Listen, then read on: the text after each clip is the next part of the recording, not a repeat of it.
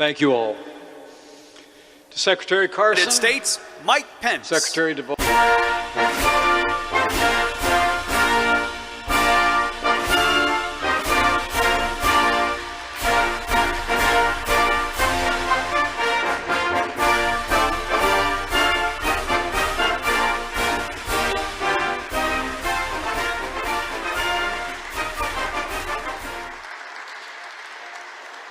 Thank you all.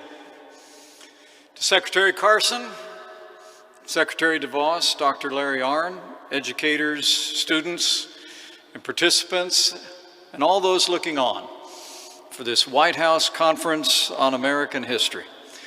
Welcome to the National Archives. It's an honor to be with you all.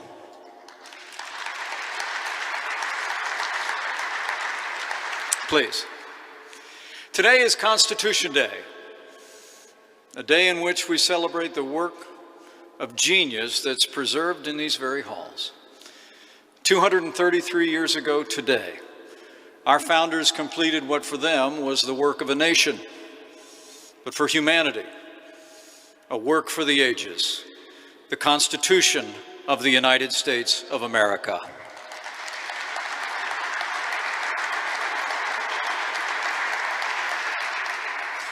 For the first time in history, a government was founded by we the people to form a more perfect union, establish justice, ensure domestic tranquility, provide the common defense, promote the general welfare, and secure the blessings of liberty for themselves and their posterity. John Adams, our first vice president, aptly described our Constitution in his words as, quote, the single greatest effort of national deliberation that the world has ever seen. And so it was. But we all know the summer of 1787 didn't just happen. It was preceded by the summer of 1776 and the signing of our Declaration of Independence, whose magisterial words continue to echo into our time, that we as Americans hold certain truths to be self-evident, that all men are created equal and endowed by their Creator with certain inalienable rights, and that among these are life and liberty and the pursuit of happiness. With those words, America laid the foundations for a government whose purpose, in the words of President Abraham Lincoln, was, and I quote, to elevate the condition of men, to lift artificial weights from all shoulders, to clear the paths of laudable pursuit for all. As the words inscribed on the walls of these national archives read, this building holds in trust the records of our national life and symbolizes our faith in the permanency of our national institutions. The Declaration of Independence and the Constitution are the greatest charters of freedom the world has ever known.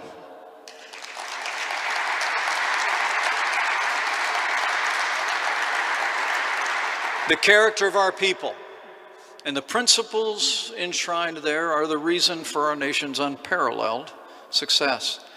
And they remain the greatest bulwark against tyranny in history. And the reason is simple. Our founders knew history. Sadly, we live in a time when too many are forgetting history today. Thomas Jefferson warned that, quote, if a nation expects to be ignorant and free in a state of civilization, it expects what never was and never will be.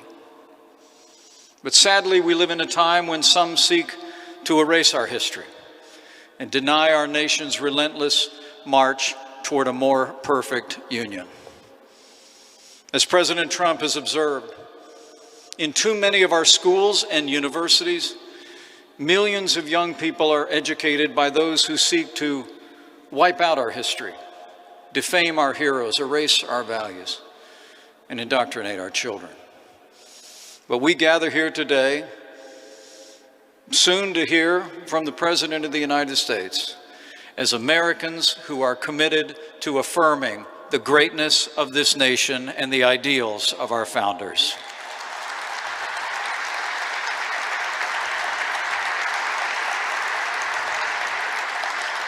Our president understands what we all understand. If we don't teach the next generation the principles enshrined in these halls, we can't expect them to preserve them. No one can preserve what they do not love, and no one can love what they do not know. That's why on this Constitution Day, our president will reaffirm our commitment to the principles and liberties that this administration has championed from day one, and take measurable steps to ensure that future generations will continue to understand the historical and philosophical roots of our nation. What we do here today is a part of our ongoing commitment to ensure that the rising generation will be able to do their part, as we know they will, to preserve, protect, and defend the Constitution of the United States. And this we know they will do, because these principles are not just enshrined in these national archives, they're enshrined in the hearts of the American people. And I know these great principles will prevail because, like our president, I have faith in the American people. And I have faith that he who guided our founders on this day 233 years ago guides us still.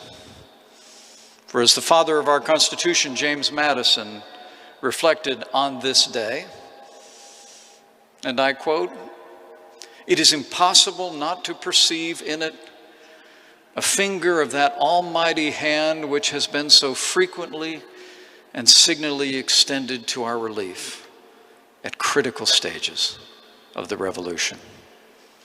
So it's Constitution Day in America, and with gratitude to all of those who have gone before, and gratitude to all of you who are gathered here, who love and cherish our heritage of freedom, with gratitude to God who has ever guided the destiny of this land, and gratitude to a president who has ever championed the freedoms and ideals enshrined in this place.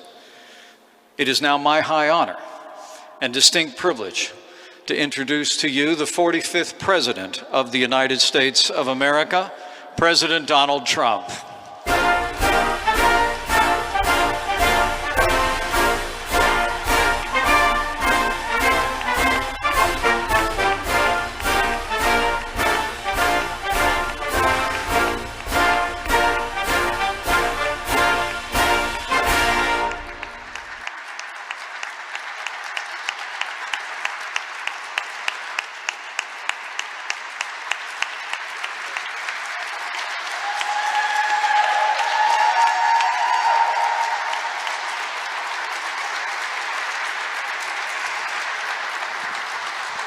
Thank you very much. Thank you, Mike, great Vice President. I'm truly honored to be here at the very first White House Conference on American History, so important.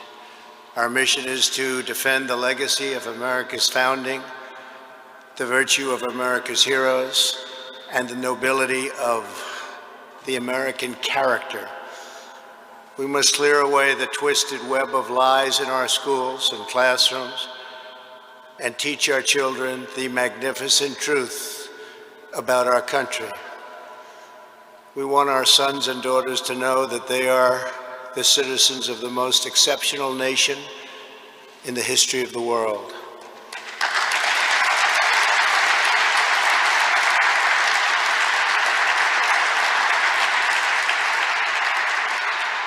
To grow up in America is to live in a land where anything is possible, where anyone can rise, and where any dream can come true, all because of the immortal principles of our nation's founders, inscribed nearly 2.5 centuries ago. That's why we've come to the National Archives, the sacred home of our national memory. In this great chamber, we preserve our glorious inheritance, the Declaration of Independence, the Constitution, the Bill of Rights. On this very day in 1787, our founding fathers signed the Constitution at Independence Hall in Philadelphia. It was the fulfillment of 1,000 years of Western civilization. Our Constitution was the product of centuries of tradition, wisdom, and experience.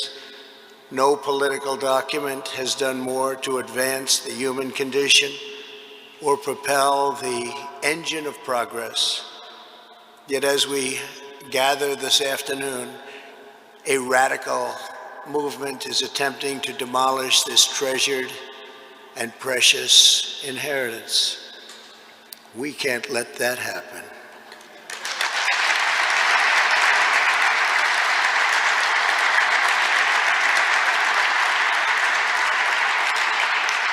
Left-wing mobs have torn down statues of our founders, desecrated our memorials, and carried out a campaign of violence and anarchy.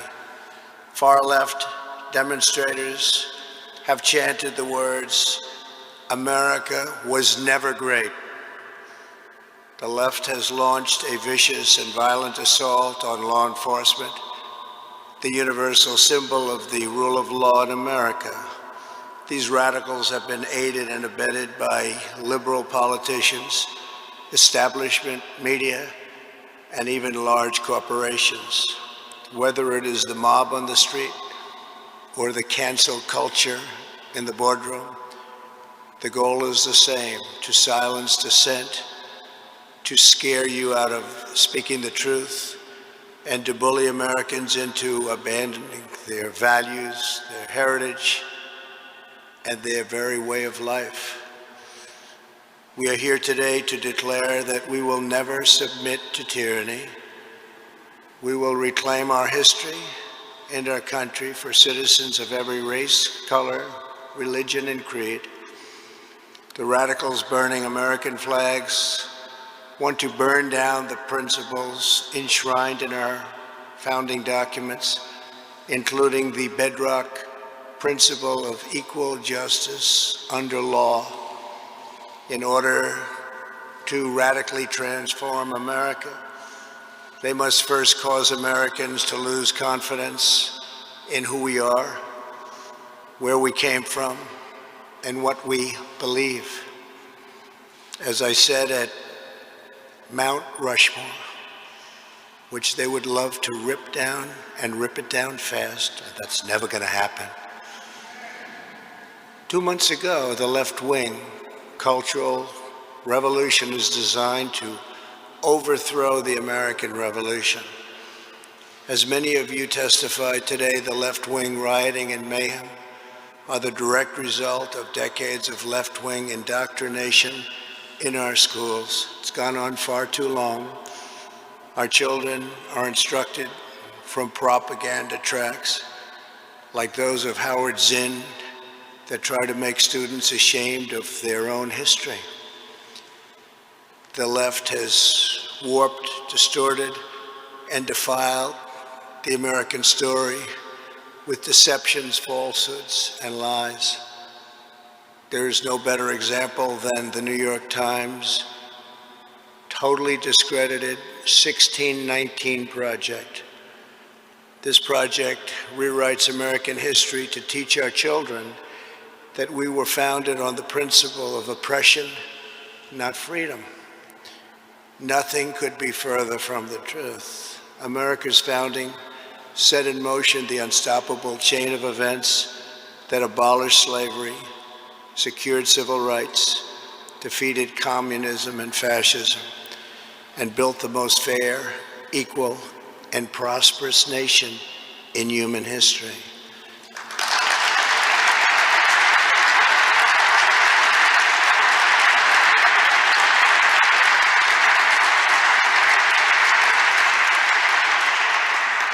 The narratives about America being pushed by the far left and being chanted in the streets bear a striking resemblance to the anti-American propaganda of our adversaries, because both groups want to see America weakened, derided, and totally diminished. Students in our universities are inundated with critical race theory. This is a Marxist doctrine holding that America is a wicked and racist nation, that even young children are complicit in oppression, and that our entire society must be radically transformed. Critical race theory is being forced into our children's schools. It's being imposed into workplace trainings, and it's being deployed to rip apart friends, neighbors, and families. A perfect example of critical race theory was recently published by the Smithsonian Institution. This document alleged that concepts such as hard work, rational thinking, and the nuclear family and belief in God were not values that unite all Americans, but were instead aspects of whiteness. This is offensive and outrageous to Americans of every ethnicity, and it's especially harmful to children of minority backgrounds who should be uplifted, not disparaged. Teaching this horrible doctrine to our children is a form of child abuse in the truest sense of those words. For many years now, the radicals have mistaken Americans' silence for weakness, but they're wrong. There is no more powerful force than a parent's love for their children, and patriotic moms and dads are going to demand that their children are no longer fed hateful lies about this country. American parents are not going to accept indoctrination in our schools, cancel culture in our work, or the repression of traditional faith, culture, and values in the public square. Not anymore.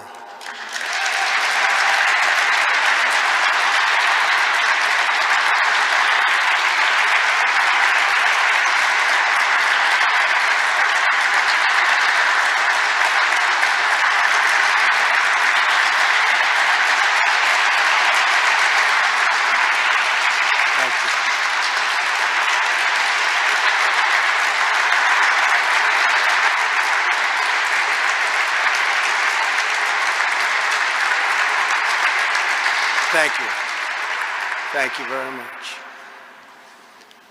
We embrace the vision of Martin Luther King, where children are not judged by the color of their skin, but by the content of their character.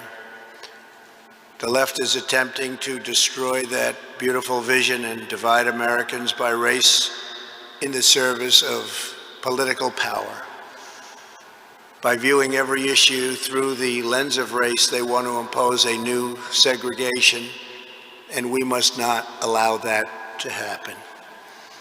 Critical race theory, the 1619 Project, and the crusade against American history is toxic propaganda, ideological poison that, if not removed, will dissolve the civic bonds that tie us together, will destroy our country.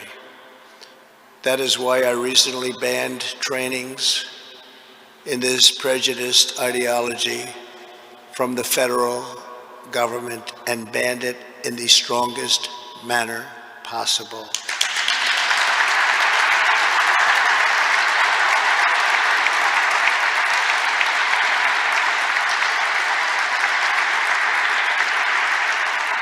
The only path to national unity is through our shared identity as Americans. That is why it is so urgent that we finally restore patriotic education to our schools. Under our leadership, the National Endowment for the Humanities has awarded a grant to support the development of a pro-American curriculum that celebrates the truth about our nation's great history.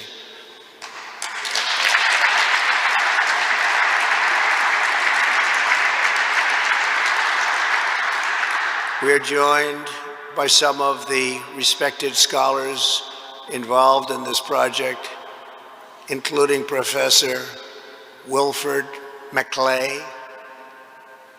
Wilford? Please, thank you very much. Welcome. Thank you. Dr. Peter Wood of the National Association of Scholars. Dr. Peter.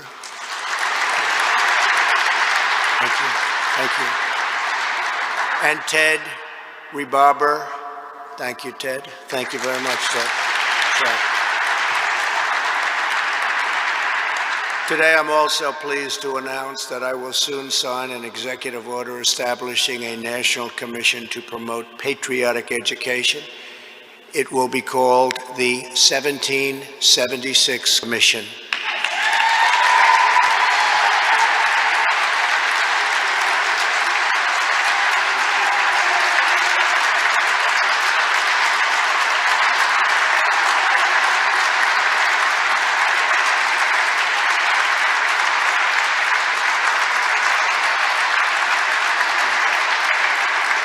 Thank you. It will encourage our educators to teach our children about the miracle of American history and make plans to honor the 250th anniversary of our founding. Think of that, 250 years.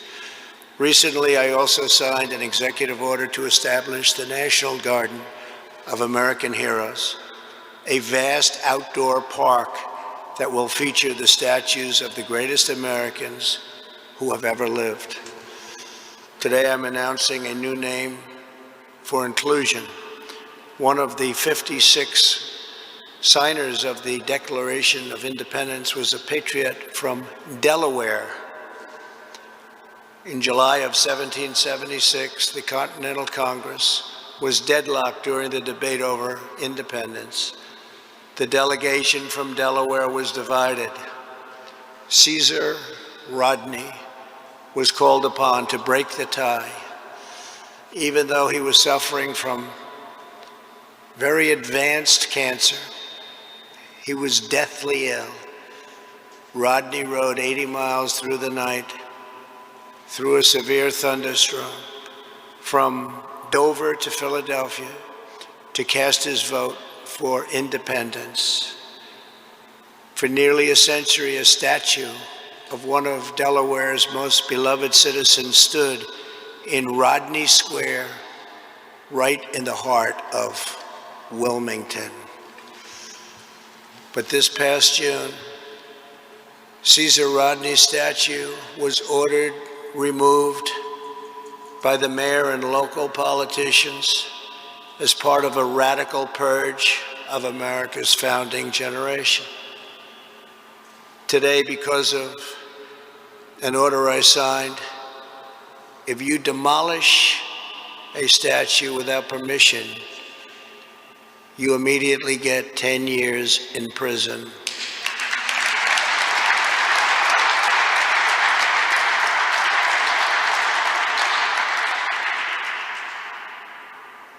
And there have been no statues demolished for the last 4 months, incredibly, since the time I signed that act. Joe Biden said nothing as to his home state's history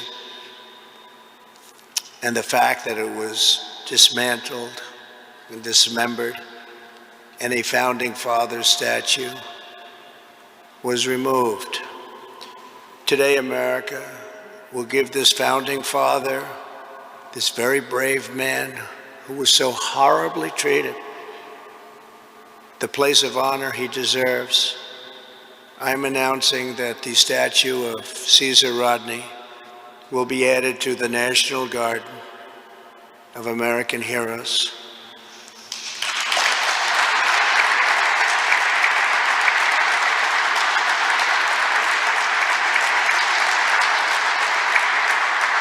From Washington to Lincoln, from Jefferson to King, America has been home to some of the most incredible people who have ever lived. With the help of everyone here today, the legacy of 1776 will never be erased. Our heroes will never be forgotten. Our youth will be taught to love America, with all of their heart and all of their soul. We will save this cherished inheritance for our children, for their children, and for every generation to come. This is a very important day. Thank you all once again for being here. Now I will sign the Constitution Day proclamation. God bless you and God bless America. Thank you very much.